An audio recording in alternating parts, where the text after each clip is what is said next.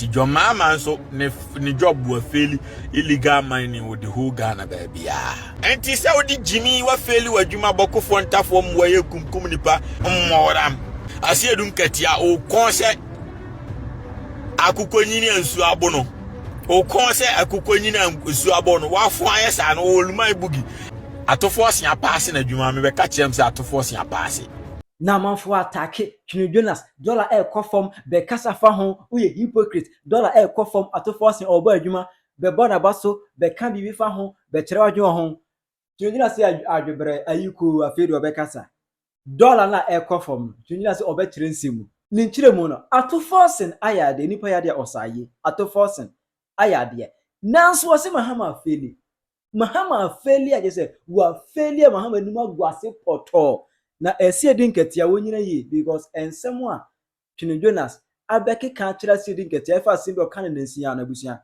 ano ohye in this particular video metumi boase na madwudwa ensem okan ndo ka kira atofo sin do ka kira Mahama ene Asiedu Nketia ana fezi Kevin Taylor Twene Jonas ewo message ema Kevin Taylor aha yi Penyah block media message wase ene dimo obeda like video na da roma subscribe to the subscribe notification and connect latest update na be kire wa adwen dia mama ewo comment section me aso baswa no shibire mo fro so enya bi ahwe entinanse mo so hwe dollar na for the past 2 weeks na dollar at the 15 cedi 60 pesos but na say mu 2 weeks down yimu no dollar every day bia no it is go down low what I say higher lower dollar baffom esote but I am nwa say dollar baffom ezo ko busa nema bo odwomu a ebusi anya hizo dollar baffom on the internet but the physical ko kantamanto market ko keje tell ko bodwo bia ben o sto bia ben no ko busa nema bo na hwade I don't get it beats my imagination according to said the dollar see baffom no ohwe US stock market flips as global market driver omuche 2024-2025 as of April 2025 update no omuche mu say there be ewi asisi kasam no hwemu a Spain omusika ekosoro Germany sika ekosoro Brazil sika ekosoro Mexico sika ekosoro Italy sika ekosoro Sweden ekosoro EU sika ekosoro Switzerland ekosoro France sika ekosoro Korea sika ekosoro South Africa sika ekosoro United Kingdom ekosoro Singapore ekosoro Netherlands ekosoro Canada ekosoro Japan sika ekosoro Australia sika ekosoro Hong Kong sika ekosoro China sika ekosoro against the cedi any dollar sika we nyina ekosoro against the cedi eziwe sika just as of April 2025 eso etitia what I say India sika ekofom US sika ekofom Denmark sika ekofom Taiwan sika so ekofom eti sika we nyina no Indian rupee United States dollars Denmark and Taiwan for sika we no the cedi is appreciating these currencies because sika we ekofom etiama other currencies no gaining momentum over these currencies is the one for just there be anyone with a USA trade war now or any other countries in especially China also say na USA ne China for almost the tariff be bro mo e ma Ghana crop be fair me be nya 10% tariff what I say so the US are now is over moment be abesom no is the person or ya na sika na dominate but yes no other countries now for mo hadwene amomuni na entry dibium it's because of that no dollar elusive kofom is one for just there be adu the cost there eni say atofo sin eje nunyam ho e say enye ono na ye onye hwe US stock market flip and happen or the monya stock market flip omu dwa di sem no akofom and other currencies no again momentum over that but Juniors hrem say there be eni pa ya there oseye o hrem say eye trade war say ho ahwan yo say be COVID-19 say ho ahwan wo the fact say dollar kofom ne there yemfa ni munyam ne abasobo no ema atofo every say obetena so yi ena senka dollar ekosoro a enke bebo nachi yemfa on US trade war enke bebo nachi enti akofom nko ade a yemfa ne samba ema no the back to back matise you say go for ena mo say Twene Jonas din ena Twene Jonas akwaje bribe MPP for ho ena Twene Jonas akwaje bribe offer menye bribe bia hu ena Twene Jonas aje bribe menye bribe bia hu pe na mepe NDC for na Asem ena mempe so mbejimi no ma feli enti me ba be kan okra kire mo menye bribe bia hu obia o Ghana obia no NDC ni MPP ni omi weska cheno wadi ase NDC ni MPP fo nyina ka mu sika boma menyina omu nyina me out to perform omu mi weska chen omu me ma babruche be yeye o tilam ka chem se me ma ko school menti se o ma boa Kevin Taylor na onko school da na secondary school kura o wiye da no me all level of education ma complete. Na me man ko school sem de bedwama numa be ya Asem because school sem menya nyansa ehum mra wo wiase na made ye kwa madani skani na ma relax into ba Americans ya omo mu nim hwi yom be ya adwuma saa nyeska na system na san jiskani nyina ba me nim nyansa no me ya adwuma ska kitwa bia menya no skani nyina tena ma council because system ni ntime because me nim nyansa what I say timi nim ba bia loss enti NDC fo na omudi Jimmy nam say na say no mo amudi adanse say mu nim die bia me because school enti me or even though say me computer science but me knowledge about political science because I am a core subject even though say I was doing elective computer science but me knowledge of economics me knowledge also in business administration and business mathematics. What I say, we will knowledge across everywhere. So, enti dear John Mahama yen were failing a juma na me catch them one mentano. Atofos ya passing a juma me catch them say atofos ya passing. That is his job. Atofos in ja dollar no money jane ko drew 20 and 25. No the American show ko chief justice a ho failure. Atofosing of passing exams so and atofosing except baumiane kinofura tamu nyina kosua nyansa ho no dollar no wa che no da 13 or che ne den and MPP for na ye omo ya no mo si o Trump ntokwa eko and ama dollar na drop by itself but obomboa but omoboa atofosing is working. Obisi you are no more relevant. Me a popular channel ni obusi and phone including NDC phone nyina. Yam fan samba emana. But Twene Jonas say there be Mahama there. Wa fairly poto Mahama fairly a say. Wa dwene Mahama ho a wonte ase. Mahama ezro so be ye or obedi je be gu akwam no. Eneme hu hia se be ensem funu nko na Twene Jonas Mahama de akiri. Ensem funu nko a. What I say? Nti John Mahama so ne job was fairly illegal mining with the whole Ghana baby including car kwan wudi dance ye baby any show ho na ye na dwuma wa fairly ti dia me no wa fairly drastically edum so okoso back to back wa fairly ti dia me on so all appointing minister na minister no say he sika na ohia se de na ohia energy minister now make sure that the energy sector is working well fairly and say chief justice abokro no so we ko wiade emfa dwomama ho e wo say mo de evidence ni nyina submit ko court chief justice no ye de anaba court because of say wabokro no na court a prosecute no enye dwomama e na be kire say yen suspend chief justice enye na dwuma na dwuma na me cheche ono ho no afeli no eye court supreme court any high court for na egu ono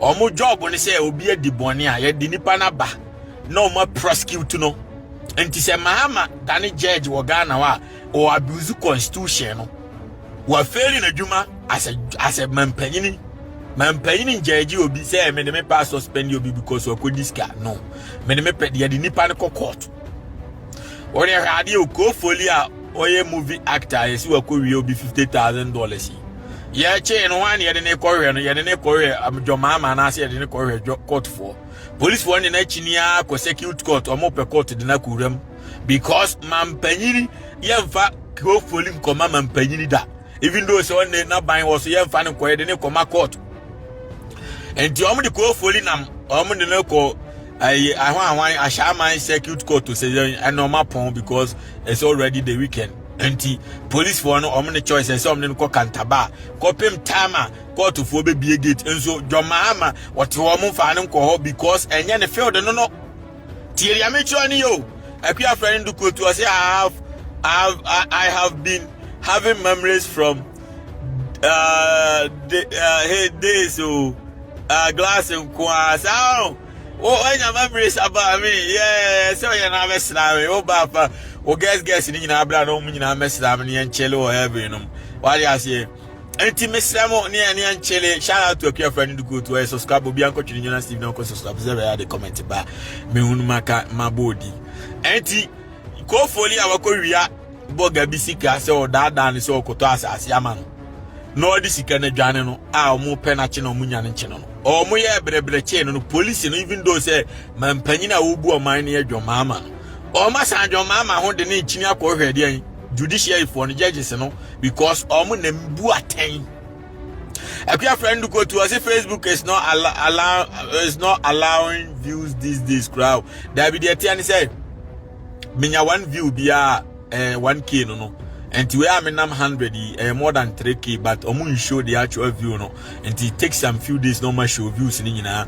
and then I did be 3 days abeba na minimum 300,000 views no what I say to say we dey hear mama nchira mo example me post 2 video akwabo views be say me post 2 sa video no 3 days ni nyina what I did same day no na enipa 1000 per na hill but I did 3 days or 4 days no reviews egu ase so anti or a video no me post 1 day ago and so you see how views egu ase 700k enuru ade enchina dru million views and it takes time to show the views and show no first no say na show ni simultaneously to me ba na views no kosa and nura me post 2 video no nti we no acha di be 3 days no we wan say dru be 200,000 views because it take time for them to refresh the page and to remember the who views no but mona mo it takes time to refresh it so anti your mama ni faili den me yeden me boa mo no musima jiminti the first any pan ya kwasia or den jimi akobo Kevin Taylor aboa ne pan does not mean say o faili ama me kan kire no na on set up because onye man panyini a onye judge untime judge obi want to be the bonnet said den ya say no come court for no so I find corner do person spend your mo autocratic a democracy be any your mind and found say me na ma wo me ba ma be store na me ba wia ai emu normal every do say me na me ba no me ntime mfa me pe enku me ba no ana me ntime mfa me pe nchichire ne nhedam say me free police na police for no be fa me ban court na me prove evidence kire say me ban wi ame na court for no eden to prison say remand no me be ko so mbe ndo ne your friend democracy no nti say chief justice na di boni a simple and one say mode your friend go to as Facebook prefers rails yes now this year anom and the best thing am panyine say we say I will say what the chief justice no boni a wadi ni nyina submit koma high court and supreme court na court for no suspend chief justice no and it's a court for no suspend chief justice na mampanyini no wono umenya enemies nya fe na fe judges e wo Ghana nyina town because ma tell say judges no body arms of government your legislature what you say and your executive and your judicial judicial no nyina one et say o ka judge ba ko said you waka NDC ni ba ko aka NDC fo nyina and na o ka je we aboy be bo threat NDC fo na mgusu nyina na mo bo chi so ye because na o mahun say ono anyame ntie so mbe support no wow and na ko kan PP ni ba ko waka PP fo nyina ntu ka judge ba ko aka judges ni nyina entiman nyi wanim enko ka judges abra 4 years e be ba china o ye to abawi a o mo na be depend o mo na be decide nipa en fa aba na ma no Steven, your man, I'll say, how are you doing, boss? Yeah, thank you. I'm doing great. Or subscribe, Bianco Twene Jonas TV, Bianco subscribe. Say, be the comment bar. Me un my body. And this how be Jimmy now you autocratic. Come back pretend so mumu yo. No mash die di. Ya to a berry no. No my where we nipa no my diamo. Petty for. Over Supreme Court on be pamo because yeah dia bama on autocratic na be abuse law no. And your mom penema win election be to wine fort no. What I say, one fault, your mama and fault. Enti adia, any your juma no unforce say obemana your juma. You can't suspend anybody. Judiciary, and now you can't suspend anybody in legislature. But be a bit must suspend you be IGP must suspend no executive Obia or arms of government, separation of power chese power ni separate separate ko ha omom wo no omne control separate ba ha omom wo no omne control and separate ba omom wo ne control nti omchi ko foli no sa power no dwomama ne power say ono ekwochi na kotum da bi power no omom wo ye judicial nti ese de ko ho enu ntina police for ndi nanante court bia ma omapon ye de se ye de no kwotena kantaba ade achi aye de ne kwan ye de ne ko judges no e high court anti high court no so omo so leaders in supreme court no and a supreme court no omo na interpret laws no and a laws no who makes the laws legislature abamba be mo MPs no mgu parliament wono anti man panyin kura pass law me ma mo clear example say Akufo-Addo e ka so ba be wiaye no yi levy wantimi amfa prekope ama say me beji yi levy dabi or the court supreme court anoma pam no or the court anoma pam anti dia no ye e was say Supreme Court to ne boase de law no Akufo-Addo de aba no koma legislature bambabe na bambabe so tenase no frɛ krobia mu MP betenase na MPs ne to aba nti omo to aba na se yi MPs ni nyina pene so say law na ampanyin de aba ne pass ansana omo atabambabe de ama judicial for na pass law na ansana oman ni nyina obi adi so enti Mahama no ni tumi na enduru baabi a judicial for no no enti wo jimi saa ni nyina na mudi akire amobogye ne so no a o faili dum so o faili 24-hour economy school dan krontimi si wontimi mo enyi ka kwan ne ho no eno na na dwuma say ye be judge obi ye be suspend obi emfa ne ho ye judge adwuma na ebe che say based on the constitution anybody any person here di no and so come 20 years. That is your job. Na judgment. Mahama nyeji obia. And to Mahama Chief Justice who about Kronoa. The best thing obit man says or the Chief Justice no or report to my court to na friend. No mind based on the evidence normally are suspended. No nya na ko suspend you be na fe no le to aba electoral commission where we need clear o Mr. Debbie. Yeah, the man are autocratic and this for autocratic for be abuse the constitution, be abuse the law, and yem fa mom. One bet me aye because they make the law. I'm gonna swear and penny in. One ya meche sisi ajo mama ikrano u Jimmy baby one ti Jimmy no so bet me aba be announcement. Yeah, be re-election because you are abusing the power. Man penny in timin kahwe. Supreme Court the order ba say ye ba beto aba fofra man panyin ntimi nkawe because Supreme Court kasa man panyin kasa enye wontimi override Supreme Court no so what yase entina da bia na MPP fo di America adwana ko wura because omo no lawyers into omo nim said the only way a ometimi awia obi say Supreme Court ade ade na tom entina da bia na omo di America ko Supreme Court 2 minutes bia na omo wura no because the law no the Supreme Court nye hwentuma omra ne nye adwuma wo man no enti se NDC fo omode lawyers beba be jimi no abra wonim se lawyer no nko pension afarijan otena so wa ko pension ansa na ofri wo na jemansa ofarijan wo nyina na jemansa wo bi o charlotte se mu nyina da so na omo wo enti omo no yento omo so ababati mampanyin no you come and go enti wo ba 4 years na aka na me create atamfo ma ho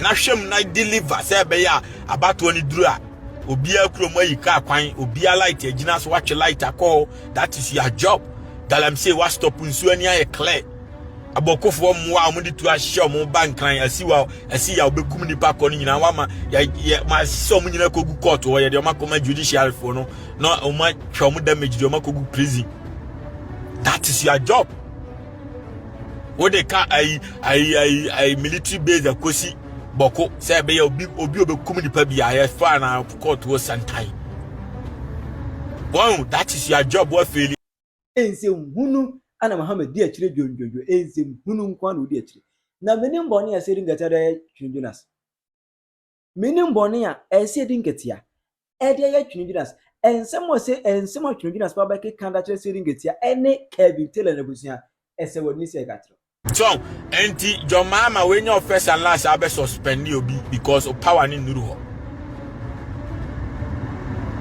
Omo bit ma suspend your money na material MC ministers appointees out your mobile government and bodies and I say CEO be order cocoa board, CEO be order electricity company, CEO be order airport, CEO be one ya mechano and then they were juma by second ye shamra de emfa politics ho and until a different body judicial you omo school near oma pass it law exams near the oma betina no ma so say omo be defend the laws of the land.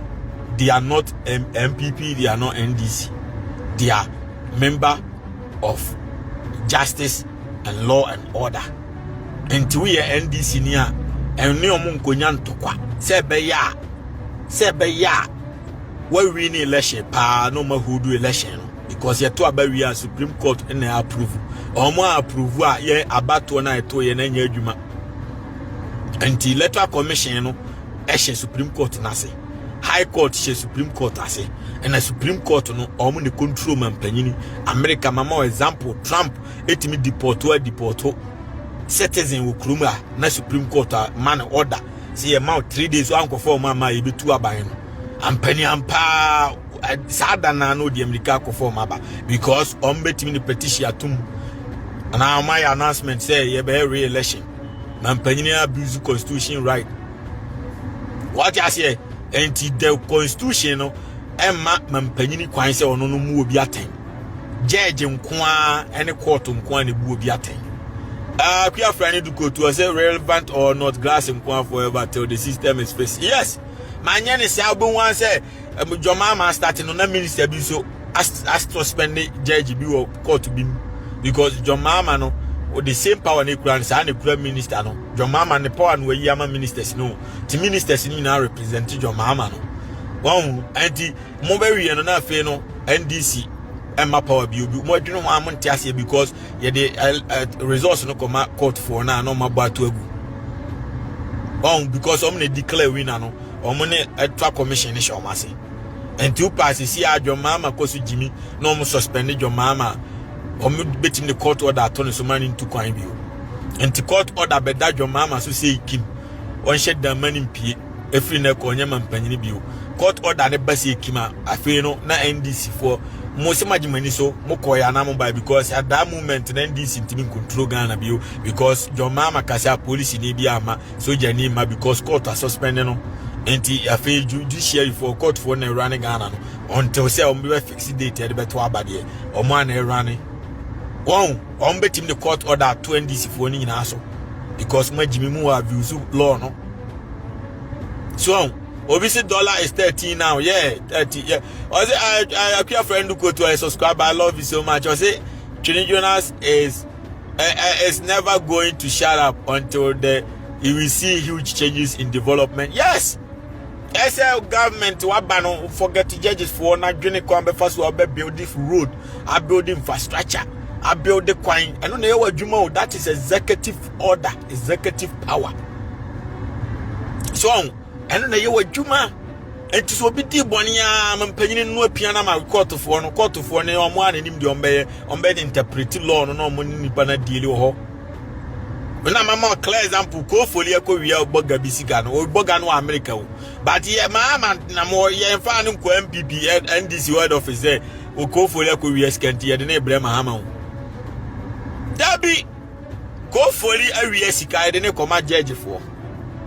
Ti judge ne betimi akase ma suspend I go for the money to coin beyond to see a baby wi.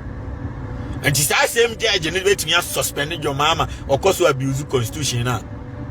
I care friend to go to us nobody is above warm up. Yes, nobody is above warm up. And she said Jimmy wa fail wa Juma boko for form where you kum nipa police in here to boni cam na police in a patch on in constitution abuse. Constitution state clearly say obi at the nepe the ration in some to police car to that person supposed to go to prison straight.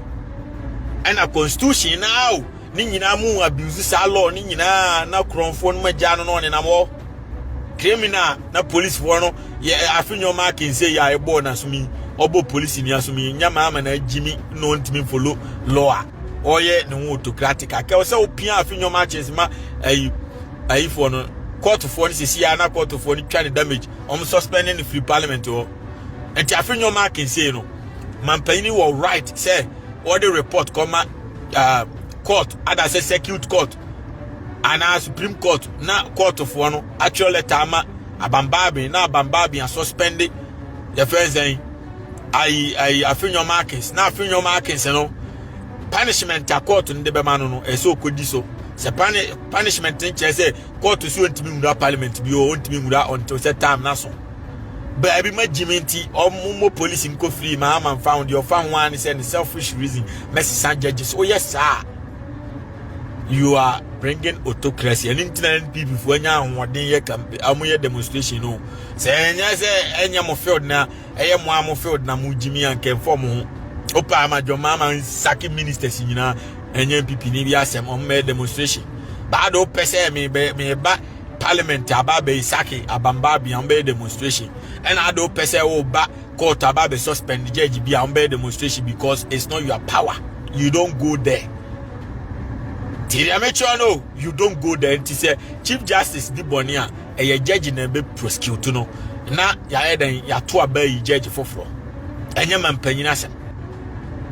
Enti mesramunya se magistrate flu bia o memenye obi aka pre na okre na me beka because enipa ni Jimmy abu nwa se na MPP NDC stay opposition forever because ye to abani wi na NDC for lose no mo Supreme Court wa judge na ututi omba no be pamo because mo anebu ho o ka so mo kwan o ka se u koyi jema oyi Chief Justice na dia o de hwan na ba untime fa NDC ni matter impossible because of a politician untime nya judge say mo fa judges na wo Judicial or Baku or Mutu Abayi na de neba or no suni nua na we na would by force betu no no sama mra na for by force betu no so eba sa umbe stay position forever ya to abase de ma wi ni said de umbe wiam cause omo be the law beba say there be abana yeto ye no problem bam si ye hwehwemu nti current president no ntraso wo ya meche no omo timi ye de omo time on pen ye beto abade on pen na omo ka che electoral commission so nkwe so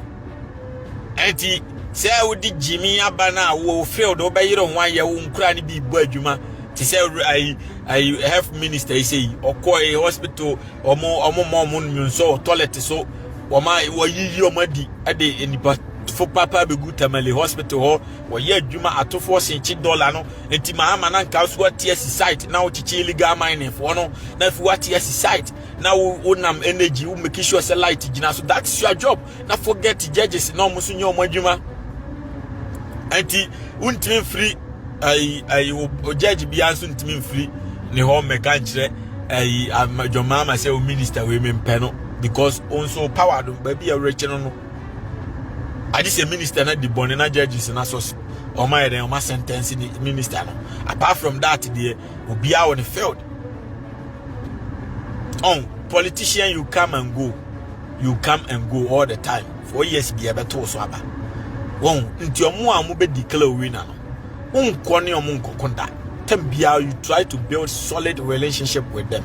Say be ya tembia ombepo Asem say we ni papa nti they will give the country to you. Because it is their job. Some be making sure said the law and order no will be enforced. TC Mujimiano Mkasema abuse constitution, or must suspend the MPP, NDC Timenye and Rane, Bill, Ombetime, letter commission bit my NDC free, but like less than so. T said ye, Omuya, don't go free so no. Omutimi, I question you come to me in free so the same way, Ombetime NDC free, now for a Tuabana, a different political groups because of Majima abuse constitution. Yeah, NDC can never apply to become a political party. One of my channel, Supreme Court bit my order electoral commission, NDC free list and so. And I feel no, ya stuck with MPP, CPP, YPP, PNN for because of Mujiminti. Oh, Mujiminti. Oh, TS Musia Nyansa, obviously, fire Asiedu Nketia on coach your mama managing. Asiedu Nketia, oh, concert. Akuko nyini ensu abono o kon se akuko nyini ensu abono wa fo ayesa na oluma ibugi ena wu Jimmy Mahama no nsu Jimmy wunim se mo yesa electoral commission be yima free election so mo se o mo dia betum 2028 election no NDC did not qualify because of Jimmy and Mujiminti, or my suspending my free lesson so anti Muntime Maso. Now, Dini Abaton Ma Yakoto, near could do poor you know, Barrow Boss, no, ND Cinema, Yatu ya, or more marine, or mobe declare, Monoma, so I'm in. And Tisamukosi Jimmy no Mumu Frima, and Mamma Sebo. Cause one say, be or that almost suspended your mama for an quasi autocratic behavior. A chess or more planet. Sana na o judge be catch them. Also more planet against NDC. Seriously.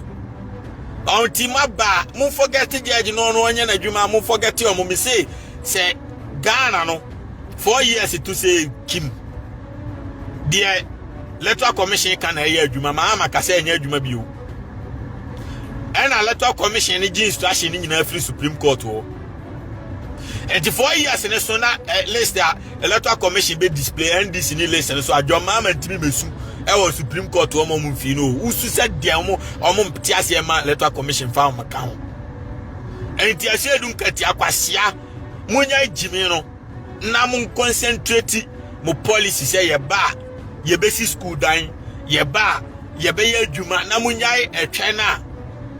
etwe na mo say dwene ho no say mi hu mampanyina a odwene e ma atwe ho da pad obi atime to eye pad company e Ghana no opa you taxes free so man nya tax free na ne bo nya fala awofo ne beto na sa 290 something million no we so dey ko supply pad no fako bie factory na sister boys ni gum na omunya adwuma na ja atwe na odwene ho no because of more selfish wo pese mba be kum ma ya no mo de no ma be hihye omtwem ama omutwa pro na manyi omawuwu no manya omusika sika duro enu nti anya sa kama mpanyini ben na odwene twa ho obi ba ni twam utinsu a enye wasem mihu se awufo bi aba social media ana o maba platform bi so abeka se ye matwam utinsu oti ye pese Mahama supply pad man mihu bi da enkura ni pe books na asua de enti akiola approaches na nkama supply man kura ni nyina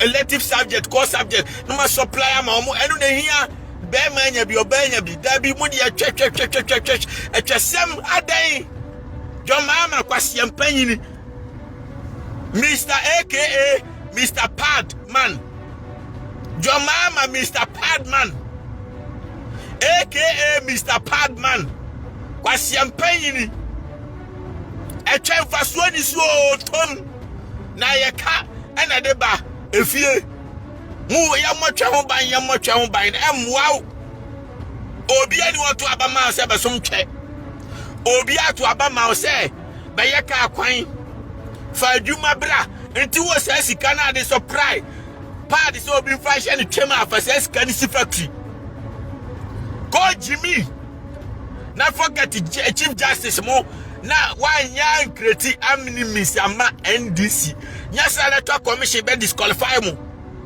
ne ma Jimmy dodo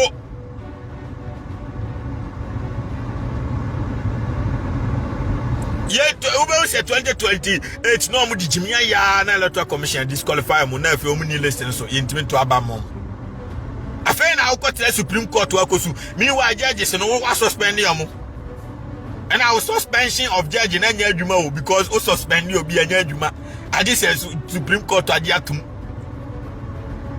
won Jimmy opa mama nka say obi akowi ade ma suspend na tum 20 years anya adwuma da ade say the court anya adwuma na nkoya adwuma kina wonya judge untimi emu obi atan mani yeye nti Mahama forget judge sem no mo anya o madwuma. Mr. Spad supplier Mr. HSM Penyini Fasikana de some China be a Juma factory na dachi yabwaje so Kwame Nkrumah ba wa medwene twa ho obi be a factory wo krobiam ya bonidi Kwame Nkrumah sugar factory Kwame Nkrumah this enti yenya also Mahama this Mahama data beboa asema twa odwene ho Mr. Padman Mahama kwasi empanyini Mr. Padman. Now what Asiedu Nketia anti dabi umajimi munim law said ya mo yan electoral commission betimi agina so they disqualify mo. Say mo qualify say ye beto mo so aba. Amonya first time amonya ni o. disqualify per quesinium, disqualify obia. Jeman Satway, or wait me disqualify mo. And I move to Sandio, electoral commission vote for a bar. Almost wait me disqualify mo because constitution say, man penny if you become autocratic, you know, and see a disqualify mo pet, you know. Because they are using democratic governance. And you can't suspend nobody in judiciary, and you can't suspend nobody in legislature. You can only suspend anybody in executive. Say, see, I will bet me suspend the vice president. Obia made demonstration because I failed. Bet me suspend the MC. Bet me suspend the Cocoa Board director. Bet me suspend the Ghana, a Bank of Ghana director, and ye Obi Asem. But I say I will suspend the Obi or Parliament. A joke and ye Juma. Why abuse constitutional right? And I will suspend the Obi or court, judiciary, and ye Juma. Why abuse constitutional right? Go Jimmy, when you win, you pretending because of my selfish reason. Opese kusi enti de biambe Jimmy say African leaders. And no my papa mo ye. Ntokwa anya ntokwa Ghana ni bia ni se oni obi anya asema court ni de ko. Obi awi asika court ni de ko. Obi awi akra ya wo ne de kura nim. Say ye mfa ne nkoma de Mahama non suspend. Ye ne ko court na court wa suspend ni pa no. Court ne be kire se ni pesimesi kura no. Ye hwehwemu ntumi ntukwan. Me kasa o social media. Me ye say ya suspend o tena fie. Ye hwehwemu. Anya sanso court ne be kasa police for fan kotum for some time. Ye hwehwemu ye jama ba fie bia ba obi benya tip of information be say nti court ne decide say no man nyina onya Mahama adwuma emfa Mahama ho enya Mahama Asem timu jimia no mu frima. Don't blame nobody. Electoral commission for ne namo no omunya merese awo di adwuma na dimo kwa kufu at the time mukọ ye mukosu opa at Supreme Court o man fimo ntidi entina mabapa mo bebre mu wase mu jimia mapawa na dimuti na afa mu bi abuse law na to the sense ebedrum lebi no obi ampem asem biu na ma wi ni clearly ni ntime fa bad mam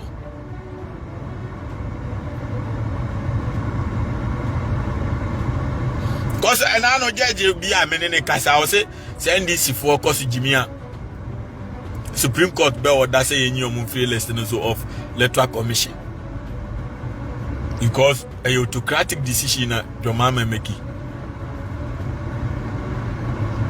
Wow. And he said there be a chief justice munyai 120 days mudi blage no 120 days nipa do say na yaku omo boko police for do say 120 days Mahama 120 days nipa say and eku omo ya wudi fo maku omo ku bokofo akum police fo aku soja fo ba ko say no wetimi arrest Mahama ntimi arrest criminal ba ko kura oku soja ni ana oku police ni enso obo ne ho safo hene se waya ade ontimi nche ba ko kura o makum nipa ko free obo ne ho safo hene se waya ade yenso ano omo ma ya ade ya to force finance department for na ya ade nya wo dwo Mahama onye hui o ministers no ebi ni nyansa chen bam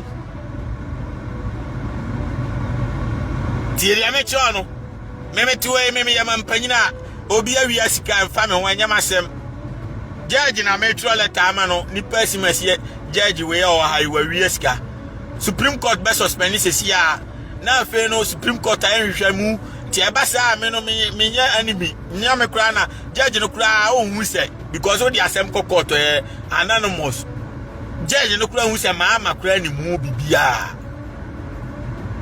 nti we hu ase ya suspend chief justice no na judges for na koto abai a chief justice for fraud number nti sa na ye no ba wudi wanim finchim ebetena say ma suspend we ya sa obo hu say next time na untimi win election bio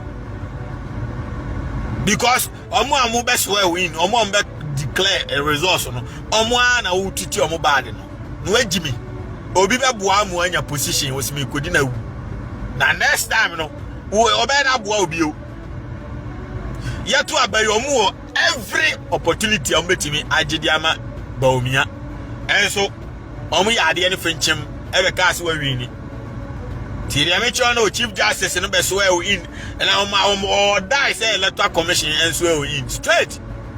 Ampanya pa Akufo-Addo ntimi amowa. Akufo-Addo di ai be ya isebo ye step down ye nkofie and so Supreme Court or down so step down. Na ye so in one ntimi kasai.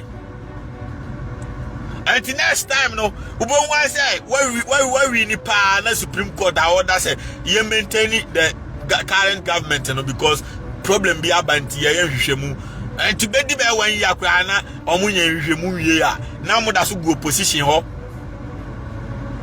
and to see be hwehwemu no ye wie on be ye mo sa kopim time on be di on be five mistake be the disqualify NDC free list no so because of some Jimmy Kekenti mo ga say mo ye big cheese CPP on Kwame Nkrumah party ni CPP. But NC you suspend your free so. Sa you bet me suspend NDC Supreme Court bet my nyina on electoral commission.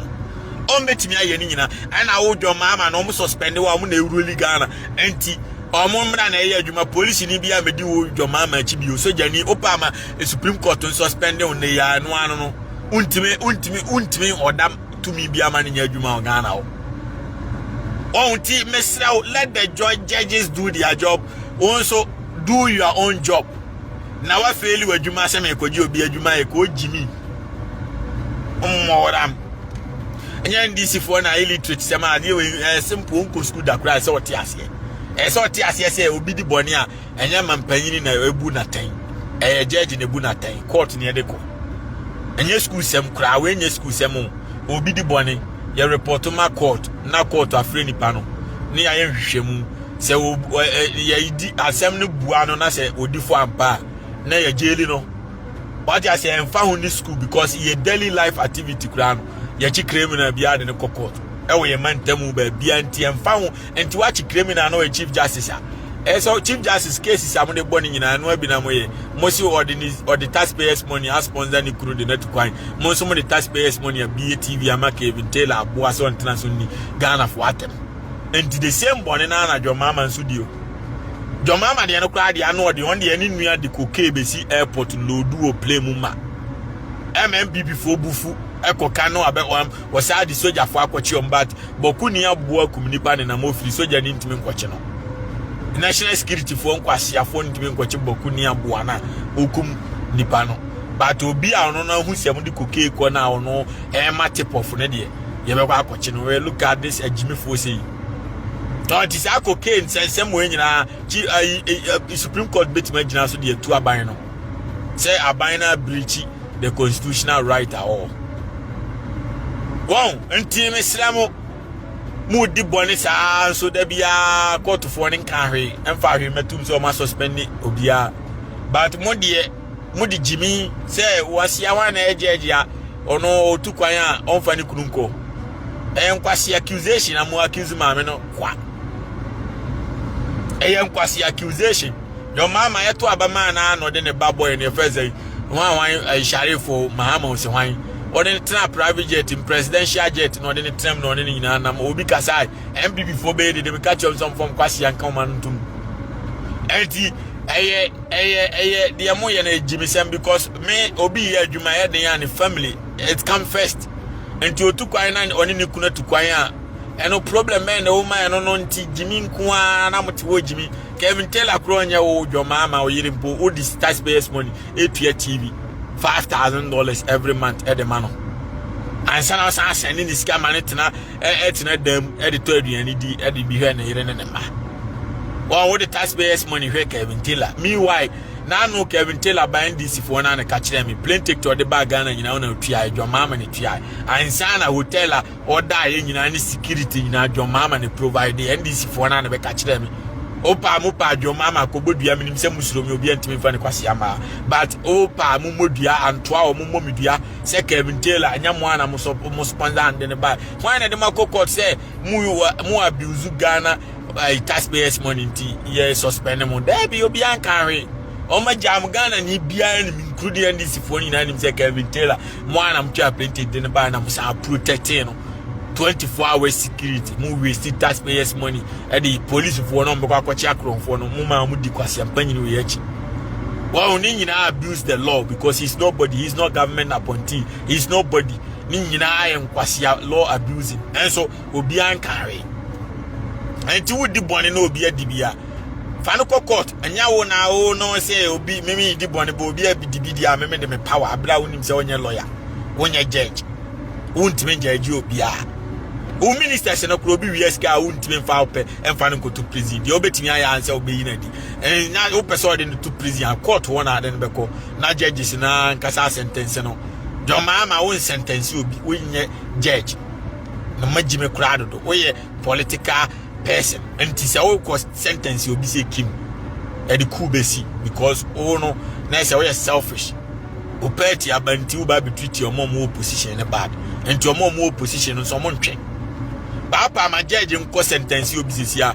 Be any bit my demonstration on Ghana. Where is what the Almighty? I will you go from him. What is your view on that? Shall I your mommy ever comment section? Hi, Penyah Block Media.